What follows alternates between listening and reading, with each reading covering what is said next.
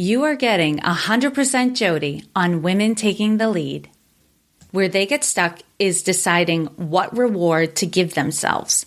Type A women often put rest, relaxation, fun, and enjoyment last on their list of priorities, so it can be difficult to think of something in the moment. Hello, my name is Jodi Flynn and welcome to Women Taking the Lead, where we are all about creating blasts of inspiration to help you overcome self-doubt so you can lead with confidence, integrity, and a sense of humor. Have you grabbed your copy of my best-selling book, Accomplished: How to Go From Dreaming to Doing? Head over to womentakingthelead.com/accomplished to access the secrets to achievement and success. Now, your future awaits, so let's get started. Hello, everyone, and thank you for joining me today. As of the recording of this episode, we are now in March, and so here in Maine, we are feeling the grip of winter starting to loosen up a little bit, but there's never a guarantee that we are out of the clear of snow until it's May.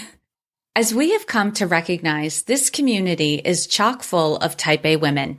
I've had several people recently at the beginning of a conversation wonder aloud if they were Type A, and when I throw out a couple of the tendencies of Type A people, they start laughing and admit that yes, they are truly Type A. Some of us have learned to manage our tendencies better than others, so we sometimes convince ourselves we've changed our personality, but the truth is we are who we are, and it's all good. I think in the next episode, I'm going to give some examples of Type A tendencies so you can clarify once and for all if you are or are not Type A. We'll make it fun and have a good laugh at ourselves. Today, we are talking about ways in which you can reward yourself if you hit a milestone or accomplished a goal. My clients know for every achievement, we are planning a reward. I'm constantly asking, what are you going to do to celebrate?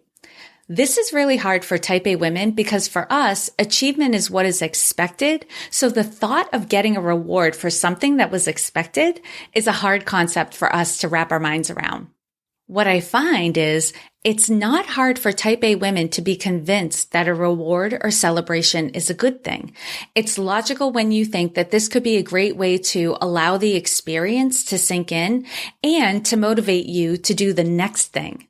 No, where they get stuck is deciding what reward to give themselves. Type A women often put rest, relaxation, fun, and enjoyment last on their list of priorities, so it can be difficult to think of something in the moment. I have a colleague who thinks it's hilarious to ask me every time we meet up what I've been doing for fun. My response every time is, I don't have to do anything for fun. I bring the fun. And then I quickly change the subject. Another struggle can be that what is a reward for those around you may not be something that you are interested in. I have a friend whose favorite reward is to have dinner in a really nice restaurant. The whole experience lights her up. For me, I can't fully relax in that kind of environment. The food and drinks are delicious, but when the bill comes, I get sticker shocked. And the last thing I experience is a sense that I've been rewarded. So for those of you who might hesitate or balk at being asked, what are you going to do to reward yourself? I've got some ideas for you. These are just ideas to help you get started about thinking about what would be a reward for you. Ultimately, only you know what gives you a sense of reward. And let me start by saying that the reward needs to bolster the achievement. If you've lost some weight, you don't want to reward yourself with pizza and ice cream. And if you've hit your goal of saving a certain amount of money or paying off your debt, you don't want to reward yourself with a shopping spree. You want to think about rewards that feel good, but also help you to move forward with your other goals. On the podcast Happier, Gretchen Rubin and Elizabeth Kraft discuss this at length. So I've included the link in the blog post that accompanies this episode, and you can find that at womentakingthelead.com/reward. An example I have from my life is after I released my book, which required a lot of long hours of focused attention, I allowed myself a day to putter. The definition of putter that I like comes from Merriam-Webster, and it is to work at random. I didn't necessarily take an entire day off from my business, but I didn't structure my day. I allowed myself to do what I wanted to do in any given moment. If I felt like doing my bookkeeping, I did my bookkeeping. If I felt like cleaning the bathroom, I cleaned the bathroom. And if I felt like reading, I read.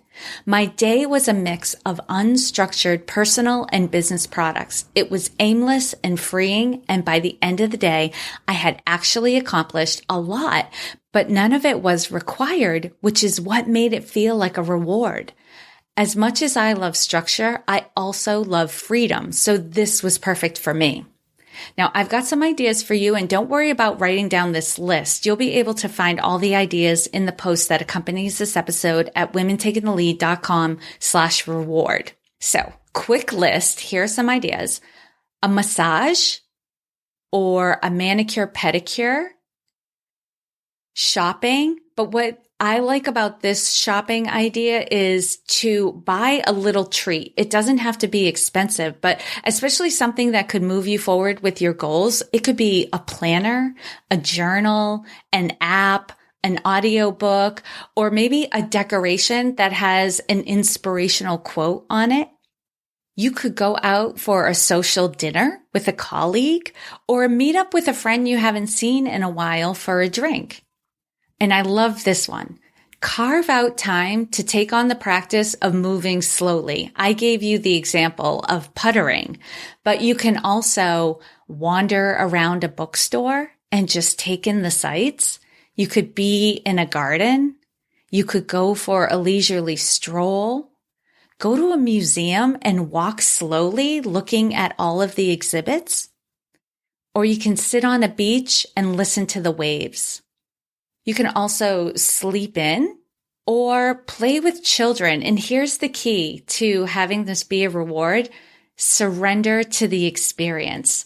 Allow yourself to be childlike again and have fun being around children, playing like a child. I know sometimes, I know how I get sometimes when I'm playing games with my family and the kids are involved. Like I get torn between wanting to just have fun and have a good time and wanting to win. So for this experience, yes, you can want to win, but like also let go of the control. Like allow it to be about the time you're spending with children, allowing the time that you allow yourself to be a little childlike for a while. Do you have some ideas that I didn't put on this list? I want to hear about more ways that we can all reward ourselves. I would love to compile a list to share with anyone who's struggling with this. Leave a comment on the post at womentakingthelead.com/reward or anywhere you found this episode. If you are new to Women Taking the Lead, hit subscribe so each new episode will be downloaded automatically to your device. It takes having to go find it out of the equation. Lastly, share this episode with one friend this week who you know might be pushing herself too hard and not giving herself the opportunity to celebrate all that she is accomplishing each week. We are so hard on ourselves, and it can feel so good to stop and just admit that although we may not yet be at our final goal, we have already accomplished so much. Before we close out the show, I just want to give a big thank you to Millie Welsh at Zebra Love Web Solutions. She has been helping me with my website and my SEO, so I'm getting more hits and more people are coming to my website. I could not have done it without her. So if you are interested in having her take a look at your website and maybe some things that can be done to improve your search engine optimization or SEO, go to zebralovewebsolutions.com. I hope all of this was helpful for you, and here's to your success. All right, ladies, I'm going to talk straight because I know you ambitious, high-achieving entrepreneurial women appreciate that. I know some of you are struggling and you find yourself saying, I know what to do to achieve my goal, I'm just not doing it. And you're struggling with having the time, energy, or willpower to move forward in your business or career. You may even be thinking you've developed adult ADD. I can help you with that, and you'll soon be surprised by how much you are able to get accomplished. No more going it alone, suffering silently while another year goes by. Send me an email at Jodi, Jodi, at womentakingthelead.com, and let's get the conversation started. Thank you all for joining me on Women Taking the Lead. And to strengthen you on your own leadership journey, I'd like to send you off with a quote from Marianne Williamson, so here goes. Our deepest fear is not that we are inadequate. Our deepest fear is that we are powerful beyond measure. It is our light, not our darkness, that most frightens us. We ask ourselves, who am I to be brilliant, gorgeous, talented, fabulous? Actually, who are you not to be? You are a child of God. Your playing small does not serve the world. There is nothing enlightened about shrinking so that other people won't feel insecure around you. We are all meant to shine as children do. We were born to make manifest the glory of God that is within us. It's not just in some of us, it's in everyone. And as we let our own light shine, we unconsciously give other people permission to do the same. As we are liberated from our own fear, our presence automatically liberates others. Again, thank you for joining me, and here's to your success.